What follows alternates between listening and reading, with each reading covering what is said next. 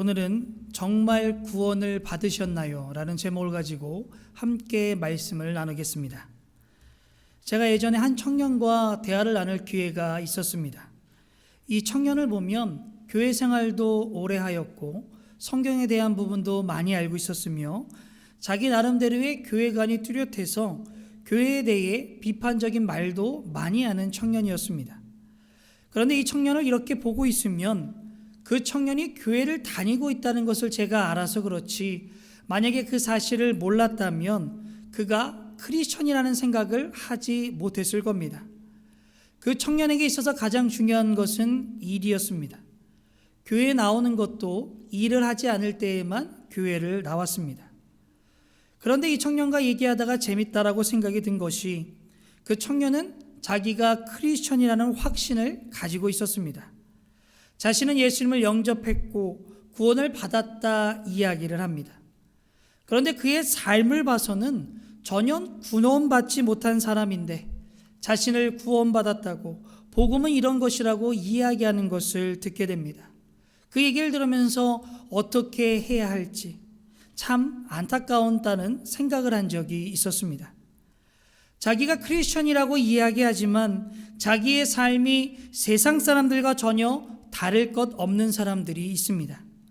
그런데 이런 사람들은 지금뿐만이 아니라 1세기에도 그런 분들이 있었다는 것이죠. 베드로후서는 그런 사람들을 대상으로 하여 쓰여진 편지입니다. 오늘 본문 1절과 2절 말씀 함께 읽겠습니다.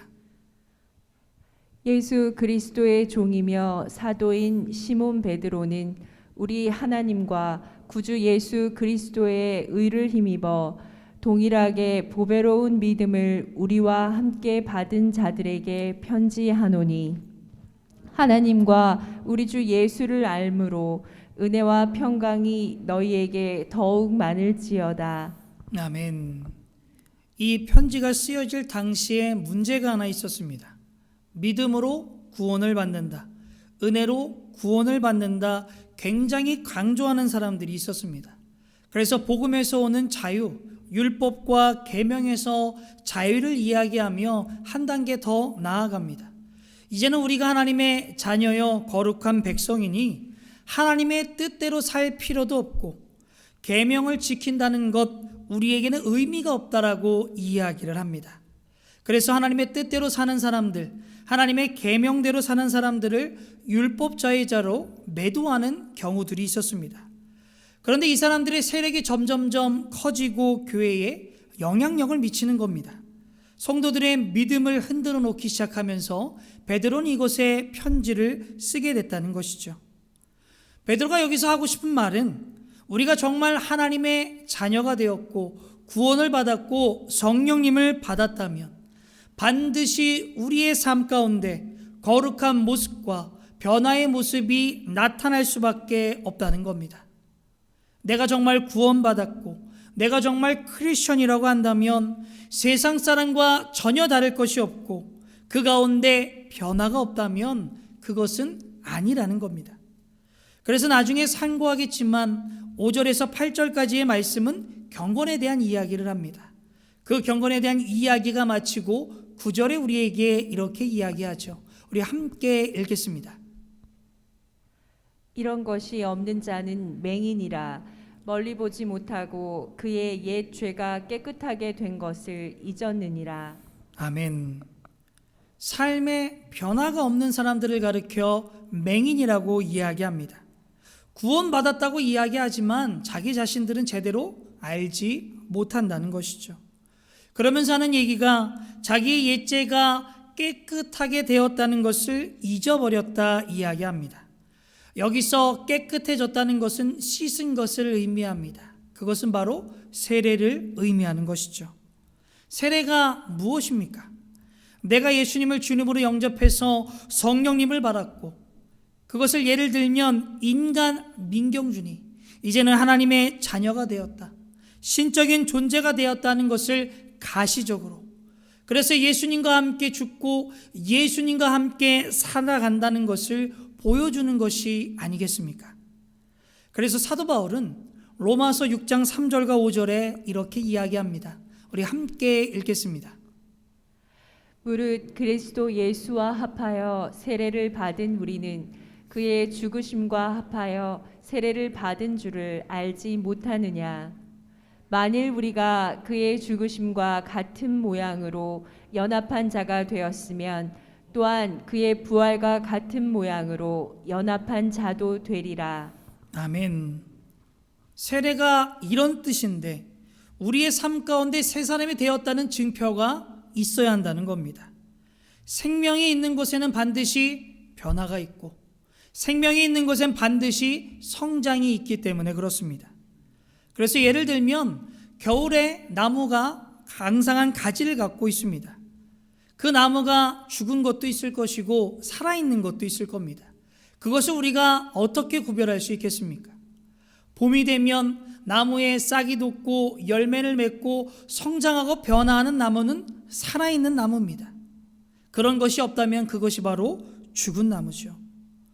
우리가 정말 예수님을 영접하고 거룩한 영이 우리에게 임하시면 우리의 삶 가운데 거룩한 변화가 나타날 수밖에 없다는 겁니다. 그렇다고 하루아침에 성인이 되는 것은 아니죠. 사람마다 변화의 속도는 다 다를 수 있습니다. 그러나 분명한 것은 속도는 다를지라도 변화는 있다는 것이죠. 예를 들어서 어떤 사람이 예수를 믿은 지 1년, 3년, 5년, 10년이 지났음에도 불구하고 사고방식이나 생활방식에 변화가 없다면, 거룩한 영이 그 안에 계시다는 증표가 보이지 아니한다면 우리가 그를 보면서 어떠한 결론을 내릴 수 있습니까? 그 안에 생명이 없다. 이 얘기를 지금 베드로가 하고 있는 겁니다. 그래서 우리가 하나님의 자녀가 되었다면, 구원을 받았다면 분명 우리의 삶에 거룩한 증표가 나타날 수밖에 없다는 것이죠. 그리고 더 나아가 하나님께서 이것 때문에 우리를 부르셨습니다. 우리는 구원하면 반드시 우리 안에서만 생각하는 경향들이 있습니다. 내가 예수님을 영접해서 영원한 멸망이 아닌 영원한 천국으로 나아가게 됐다. 그래서 봉사하는 느낌을 가지고 예수님을 믿는 분들도 있고, 믿어봤자 손해될 것이 없다라는 생각으로 예수님을 믿는 사람들도 있습니다. 이건 믿음이 어릴 적에는 상관이 없죠. 그러나 우리가 믿음이 자람에도 불구하고 그곳에 머물러 있어서는 안 된다는 겁니다. 우리는 그래서 우리의 입장에서 구원을 바라보는 것이 아닌 하나님의 입장에서 구원을 바라봐야 됩니다. 왜 하나님께서 우리를 구원하셨는가? 그것에 대한 답이 오늘 본문 4절에 나옵니다. 우리 함께 읽겠습니다. 이로써 그 보배롭고 지극히 큰 약속을 우리에게 주사 이 약속으로 말미암아 너희가 정욕 때문에 세상에서 썩어질 것을 피하여 신성한 성품에 참여하는 자가 되게 하려 하셨느니라. 아멘. 여기서 나오는 보배로운 것이 무엇인가? 바로 예수님의 돌아가심과 부활하심을 이야기합니다. 이와 비슷한 단어가 요한복음 7장 39절 말씀에도 나옵니다. 우리 함께 읽겠습니다. 이는 그를 믿는 자들이 받을 성령을 가리켜 말씀하신 것이라. 예수께서 아직 영광을 받지 아니하셨으므로 성령이 아직 그들에게 계시지 아니하시더라. 아멘. 사전에 나온 보배로움과 비슷한 단어는 지금 나온 영광이라는 단어입니다. 여기서 영광은 예수님이 돌아가시고 부활하시지 않았기 때문에, 승천하지 아니하셨기 때문에 아직 성령께서 사람들에게 내려오시지 않았다 이야기하죠. 우리가 이것을 통해서 알 수 있는 것은 예수님이 세상에 오셨고 십자가에 달려 돌아가셨으며 부활하시고 승천하심으로 보배로움, 영광, 예수님 덕으로 말미암아 우리에게 주신 큰 약속이 하나 있다는 겁니다. 그 약속이 무엇입니까? 우리는 세상의 정욕 때문에 부패한 사람으로 살아가는 것이 아닌 하나님의 성품에 참여하는 자들로 변화될 수 있다는 겁니다. 예수님께서 세상에 오시고 죽으시고 부활하시고 승천하신 이유가 무엇인가? 우리가 유괴죄로 사는 이런 사람들로 하여금 하나님의 성품을 받은 거룩한 사람으로 변화되고 그 거룩한 삶을 우리의 삶 가운데 살아가게 변화시켜 주시기 위해서 우리를 불러주셨다는 겁니다. 그래서 오늘 보면 3절에 보면 이렇게 이야기합니다. 우리 함께 읽겠습니다. 그의 신기한 능력으로 생명과 건건에 속한 모든 것을 우리에게 주셨으니 이는 자기의 영광과 덕으로서 우리를 부르신 이를 알므로 말미암음이라. 아멘. 예수님께서 돌아가시고 부활하시고 승천하신 그 결과가 무엇입니까? 이것을 통해서 우리가 경건으로 나아갈 수 있다 말씀합니다. 우리가 경건한 삶을 살 수 있도록 해주시다는 거죠. 그래서 하나님이 우리를 불러주셨고 우리가 예수님을 주님으로 영접하면서 거룩한 영이 우리 안에 임하게 되고 하나님의 뜻이 우리를 통해서 가시적으로 나타나야 됩니다. 우리의 삶 가운데 경건의 모습이 드러나야 한다는 것이죠. 그렇다고 하루아침에 성자가 되는 것은 아닙니다. 종류, 속도, 사람마다 다 다르지만 세월이 우리가 지나가다 보면 그 변화된 모습이 우리를 통해서 드러나게 된다는 겁니다. 어떤 사람은 예수 믿은 지 1년, 3년, 5년, 10년이 지나도록 사고방식, 생활방식이 변하지 않고 똑같다면 어떻게 그 안에 생명력이 있다고 이야기할 수 있겠습니까? 그래서 우리가 정말 예수님을 주님으로 영접하셨다면 그 다음에 생명력이 있는 곳에 있다면 우리는 성장할 수밖에, 우리는 자라날 수밖에 없다는 겁니다. 예를 들어 아기를 낳을 때 왜 낳습니까? 임신의 경험 때문에 그렇습니까? 아니죠. 출산을 합니다.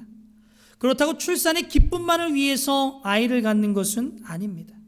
아이를 낳고 그 아이가 자라는 모습을 통해서 그 아이가 아름다운 모습, 하나님의 뜻대로 자라가는 그 모습을 바라보기 위해서 우리가 그 아이를 키우는 것이 아니겠습니까? 어릴 때에는 밥만 먹어도 이쁩니다. 근데 어느 정도 성장을 했는데 그 아이가 밥만 먹는다고 생각을 해보십시오. 그때도 좋겠습니까?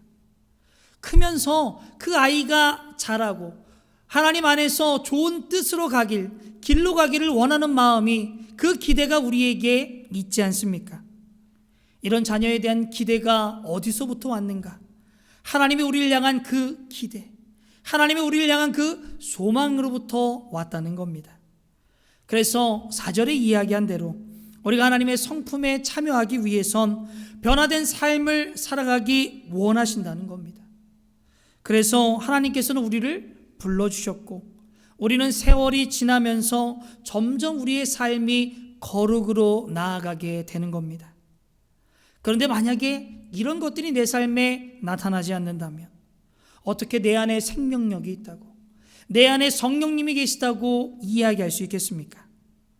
어떤 분들은 예수님을 영접하고 구원을 받는 것, 그것이 하나의 물건처럼 여기는 분들이 있습니다.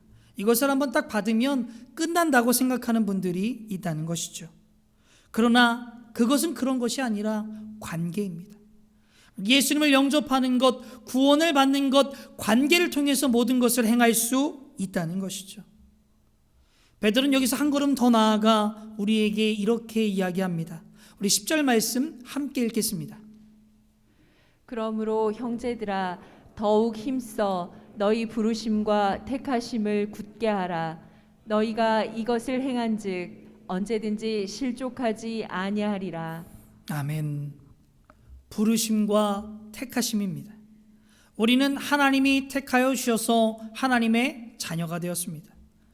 하나님께서 우리의 구원의 자리를 예비해 놓으셨기 때문에 우리는 그 구원의 자리로 들어갈 수 있었다는 것이죠. 우리가 하나님의 자녀가 된 다음 여러분 느끼시는 것이 무엇입니까? 하나님께서 왜 나를 구원하셨는가? 나처럼 형편없는 사람을 왜 구원하셨는가? 나처럼 쓸모없는 사람을 왜 구원하셨는가? 우리가 이렇게 고민하다 보면 하나의 결론에 도달하게 됩니다. 그것은 하나님의 은혜고 하나님이 우리를 선택하여 주셨다는 겁니다. 우리가 뭔가의 자격을 갖추어서가 아니라, 우리가 뭔가를 잘해서가 아니라 하나님의 선택이요 하나님의 은혜라는 것이죠. 우리는 하나님이 불러주셨고 하나님이 선택하여 주셔서 하나님의 자녀가 되었습니다. 그러면 우리가 이것을 어떻게 알 수 있는가? 주관적인 구원의 확신에 멈춰 있는 것이 아니라 우리의 삶에 객관적으로 볼 수 있는 삶의 경건한 모습, 변화된 모습을 통하여 우리가 알 수 있다는 겁니다.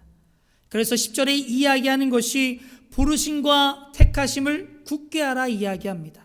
확증하라는 겁니다. 하나님의 자녀가 되었다는 것을 우리의 삶을 통하여 증명하라는 것이죠. 그 얘기를 하면서 11절에 이렇게 이야기합니다. 함께 읽겠습니다. 이같이 하면 우리 주 곧 구주 예수 그리스도의 영원한 나라에 들어감을 넉넉히 너희에게 주시리라. 아멘. 말씀에 보면 천국에 들어가는 것이 무슨 조건이 있는 것처럼 느껴질 수 있는 느낌을 받을 수 있습니다. 그러면 은혜를 강조하는 사람들은 이것이 아주 불편할 겁니다. 천국도 선물로 준 것이고 구원도 선물로 준 건데 무슨 조건이 있냐 따질 수 있겠죠. 분명히 믿음으로 구원을 만든 것은 맞습니다. 그러나 확증은 있어야죠. 구원은 행위로 받는 것이 아니다라고 이야기하는 사도 바울이 있습니다. 그것을 강조합니다. 그래서 로마서 3장 28절과 에베소 2장 8절에 보면 이렇게 이야기하죠. 두 구절 함께 읽겠습니다. 그러므로 사람이 의롭다 하심을 얻은 것은 율법의 행위에 있지 않고 믿음으로 되는 줄 우리가 인정하노라. 너희는 그 은혜에 의하여 믿음으로 말미암아 구원을 받았으니 이것은 너희에게서 난 것이 아니요 하나님의 선물이라. 아멘. 이것이 복음의 핵심입니다. 그런 복음의 핵심을 아는 사도 바울이 갈라디아서 5장 21절에 이런 이야기를 합니다. 우리 함께 읽겠습니다. 투기와 술 취함과 방탕함과 또 그와 같은 것들이라. 전에 너희에게 경계한 것 같이 경계하노니 이런 일을 하는 자들은 하나님의 나라를 유업으로 받지 못할 것이요. 아멘. 이 얘기는 내가 예수님을 영접한다고 할지라도 투기하고 술 취하고 방탕하게 살아가면 천국 간다고 이야기하지만 그렇게 할 수 없다는 겁니다. 우리가 경건하게 살아서 천국 가는 것은 아닙니다. 그러나 베드로가 이야기한 것처럼 우리가 예수님을 영접하고 우리 안에 거룩한 성령이 계시면 그 예전에 좋지 않은 삶을 정리하지 않을 수가 없다는 거죠. 물론 속도의 차이는 나지만 분명한 변화가 있다는 겁니다. 내가 예수님을 영접했는데 전과 같은 삶을 살아가고 있다. 5년, 10년이 지났어도 아무런 변화가 없다. 이런 사람은 어떻게 하나님의 자녀라고 그 안에 성령님이 계시냐고 이야기할 수 있냐는 겁니다. 우리가 예수님을 영접하고 성령님이 내 안에 계시다고 하는 것은 삶의 변화를 통해서 경건한 모습을 통해서 알 수 있습니다. 처음 예수님을 믿는 분들, 예수 믿은 지 얼마 안 되는 분들은 극적인 변화가 있기 때문에 괜찮습니다. 그러나 예수님을 믿은 지 오래된 분, 교회 다닌 지 오래된 분들은 1년, 3년, 5년, 10년이 지났음에도 불구하고 계속해서 변화 없이 교회를 다니면서도 구원을 받았다라고 생각하며 신앙생활을 하고 있다면 구원에 대해서 심각하게 한번 생각을 해보아야 됩니다. 정말 성령님이 우리 안에 계시고 우리가 하나님의 자녀가 되었다면 변화가 없을 수가 없습니다. 그래서 우리 크리스천들은 세상에서 구별된 사람들로 살아갈 수 있는 겁니다. 내가 정말 예수님을 영접했다면 이것이 바로 최종 증거가 되는 것이죠. 그러나 내가 하나님의 뜻대로 살고자 하는 의지가 없거나 경건의 삶에 대한 욕구조차 없고 옛날과 똑같은 삶을 삶에도 불구하고 내 양심의 꺼리낌이 없다면 오로지 옛날에 예수님 믿은 것으로 나는 구원받았다는 분들이 계시다면 저는 정말 그분들도 구원받았기를 소망합니다. 그런데 만약에 그게 아니라면 어떻게 합니까? 그래서 베드로가 이야기하는 겁니다. 10절 말씀 다시 한번 읽겠습니다. 그러므로 형제들아 더욱 힘써 너희 부르심과 택하심을 굳게 하라.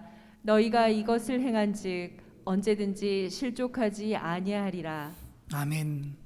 너의 부르심과 택하심을 굳게 하라 이야기합니다. 증명하라 이야기합니다. 자신과 이웃에게 그것을 보여주라 이야기하는 것이죠. 우리가 이렇게 거룩하게 살아가는 것, 주님의 뜻대로 살려고 애를 쓰고 예수님을 닮아가려고 하는 그 노력, 이런 삶이 바로 구원받았다는 증거입니다. 세상과 우리의 삶이 다른 것을 통해서 갈등이 생기는 것들, 이것도 바로 증거가 됩니다. 그러나 갈등만 느껴서는 안 됩니다. 진짜 변화가 있어야 되죠. 그러면 이것이 바로 우리가 구원받았다는 증거이며 또 한 가지 우리에게 오는 유익이 있다는 겁니다. 오늘 보면 8절 말씀 함께 읽겠습니다. 이런 것이 너희에게 있어 흡족한즉 너희로 우리 주 예수 그리스도를 알기에 게으르지 않고 열매 없는 자가 되게 하려니와. 아멘. 이 말씀은 우리가 예수님을 아는 것에 게으르지 아니하면 그 안에 열매를 맺을 수 있다 이야기하죠.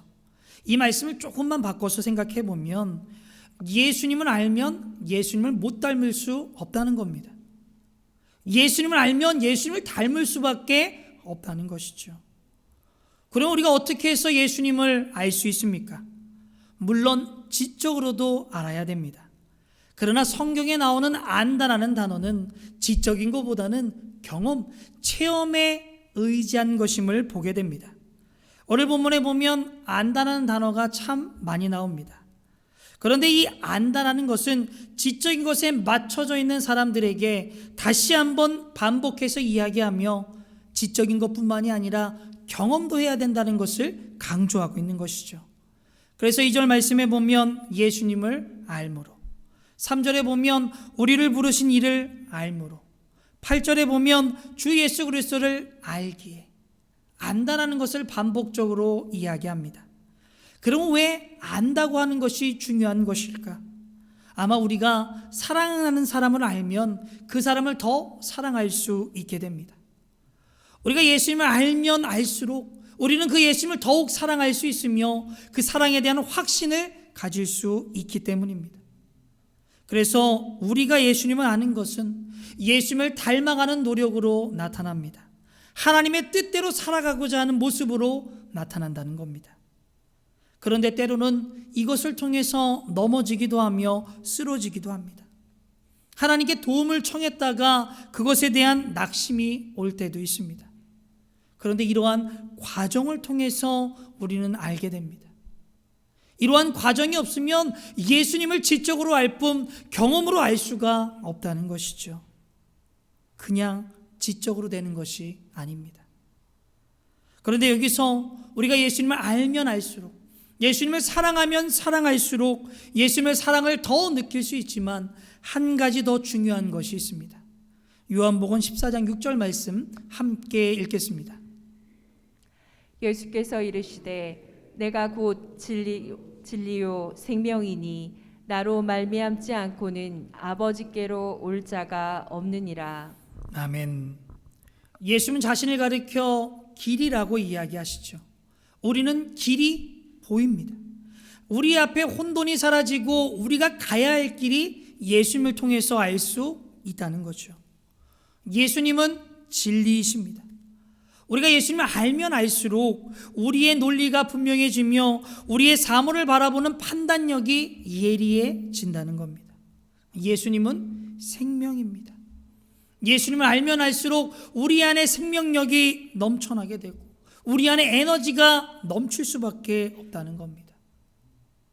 이것은 지식이 아닌 관계를 통해서 이루어지는 것이죠. 머릿속으로 아는 예수님이 아니라 정말 삶 속에 경험하는 그 예수님을 함께 체험하시길 원합니다.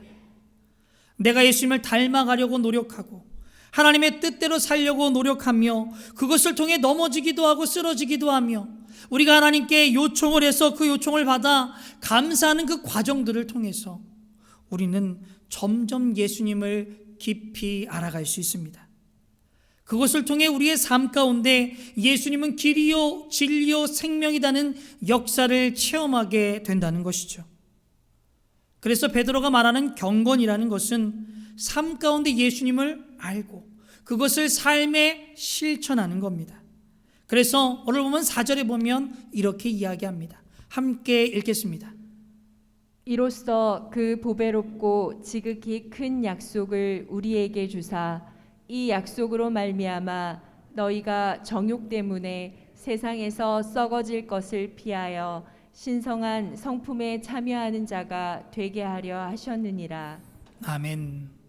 베드로는 이렇게 이야기하며 그 다음에 경건의 여러 가지 일들을 우리에게 이야기해 줍니다. 우리 5절에서 7절 말씀 함께 읽겠습니다. 그러므로 너희가 더욱 힘써 너희 믿음의 덕을 덕의 지식을 지식의 절제를 절제의 인내를 인내의 경건을 경건의 형제 우애를 형제 우애의 사랑을 더하라. 아멘. 만약에 여기 나온 말씀을 우리 스스로 행하려고 한다면 안 됩니다. 왜냐하면 우리에게 이것을 할 수 있는 능력이 없기 때문이죠. 그래서 베드로는 이 경건의 이야기를 하기 전에 전제되는 말씀 하나를 우리에게 이야기해 줍니다. 우리 3절 말씀 함께 읽겠습니다. 그의 신기한 능력으로 생명과 경건에 속한 모든 것을 우리에게 주셨으니 이는 자기의 영광과 덕으로서 우리를 부르신 이를 알므로 말미암음이라. 아멘. 우리의 능력으로 할 수 없으니 전제가 되는 것이 바로 하나님께서 우리에게 능력을 주신다는 겁니다. 그 능력이 있기 때문에 그 모든 것을 우리가 행할 수 있다는 것이죠. 그런데 우리가 만약에 예수님 없이 그러한 것들을 행하려고 한다면, 깨끗하게 살아가려고 한다면 당연히 안 될 뿐만이 아니라 우리에게 두 가지 모습이 나타나게 됩니다. 예를 들면 돌을 닦는 분들이 있습니다. 평생 돌을 닦았지만 득도했다고 하는 분들 보지를 못했습니다. 그들에게 절망감이 있을 수밖에 없죠. 내가 하려고 하면 우리에게 찾아오는 것은 바로 절망감입니다. 그 절망감 다음에 나타나는 것이 무엇이냐? 바로 위선입니다. 득도 못했는데 득도한 것처럼 나타내는 모습, 자기가 된 것처럼 보이는 모습을 나타내기도 합니다. 우리가 할 때는 이것밖에 안 된다는 것이요. 그러면 진정한 경건은 어디서부터 시작하는가? 길이요 진리요 생명이고 능력이신 예수님을 믿는 그 믿음으로부터 시작한다는 겁니다. 그래서 우리가 예수님을 영접하면 그것으로 끝나는 것이 아니라 그것이 바로 시작이라는 겁니다. 우리가 아까 전에 5절에서 7절 말씀 경건에 이르는 그 말씀에 보면 믿음 다음에 따라오는 것이 있습니다. 바로 덕입니다. 믿음의 덕을. 여기서 덕이라는 것은 로마 시대로 이야기를 하자면 용기라고 바꾸어도 괜찮습니다. 어떤 위험이나 역경이 올지라도 도망가지 않고 직시하는 것. 그 당시 사람들은 이것을 덕이라고 이야기했습니다. 예수님을 영접하고 믿음이 있은 다음에 필요한 것은 바로 덕이라는 것이죠. 우리가 세상을 바르게 살아가고 하나님의 뜻대로 산다는 것, 두려운 일이 아닐 수가 없습니다. 세상에서 왕따를 당하지 않을까 하는 두려움이 있을 수 있고, 혹시 하나님의 말씀대로 살아가다가 내가 정말 실패하는 것이 아닌가라는 두려움이 있을 수 있습니다. 그래서 여기서 필요한 것이 바로 덕입니다. 용기가 필요하죠. 그러나 우리가 용기만 가졌다고 해서 바르게 하나님의 뜻대로 살아가는 것은 아닙니다. 그 다음 필요한 것이 바로 지식입니다. 덕의 지식을. 그래서 우리에게 필요한 것이 성경 공부죠. 우리가 하나님의 말씀을 알아야 됩니다. 우리에게 열정이 있고 의도는 갖고 있지만 그것만으로는 안 됩니다. 어떻게 하나님의 뜻을 이 땅 가운데 펼쳐갈지를 알아야 한다는 것이죠. 그렇다고 맨날 공부만 한다고 해서 되는 문제는 아닙니다. 그래서 그 다음에 따라오는 것이 절제죠. 지식의 절제를. 아침에 아무리 졸려도 기도하는 절제의 모습. 내가 아무리 힘들고 바빠도 성경을 읽어 나아가는 절제의 모습. 내가 일이 바빠도 주일만은 꼭 지키겠다는 그 모습. 그 모습이 와야 합니다. 그런데 이 절제가 한 번, 두 번 그냥 쉽게 끝난다면 그것은 소용이 없을 겁니다. 지속적으로 일어나야죠. 그래서 절제 다음에 오는 것이 바로 인내죠. 절제의 인내를. 우리가 신앙생활 때 필요한 것은 반복입니다. 신앙의 좋은 습관들이 우리에게 남아있도록 반복하는 것이 필요하다는 것이죠. 한두 번 하는 것은 인내가 아닙니다. 신앙의 좋은 습관을 우리가 만들어 가야 됩니다. 인내를 통하여 습관이 되면 그것을 가리켜서 이제 경건해졌다 이야기하는 것이죠. 그러면 경건해진 다음에 나타나는 것이 또 말씀에 나옵니다. 형제의 우애입니다. 성도의 우애죠. 그 다음에 사랑이라 이야기합니다. 우리 교회 지체들끼리의 사랑을 넘어서서 예수 믿지 않는 사람들을 사랑하는 모습, 그들에게 복음이 전해질 수 있도록 노력하며 살아가야 합니다. 그냥 되는 것이 아닙니다. 순서대로 하나하나 된다는 것이죠. 그런데 여기서 중요한 것이 하나 있습니다. 바로 사랑이 제일 마지막에 나온다는 것이죠. 어떤 분은 지금 말한 것 중에 경건의 여러 가지 모습이 있을 수 있습니다. 절제 잘하는 사람, 인내 잘하는 사람, 자기 일 잘하는 사람, 하지만 그 안에 사랑이 없다면 그것은 결국에 문제를 이야기할 수 있게 되죠. 내가 아무리 성경을 많이 안다고 할지라도 나를 사랑하고 남을 사랑하지 못하면 그것은 쓸모없는 것이 됩니다.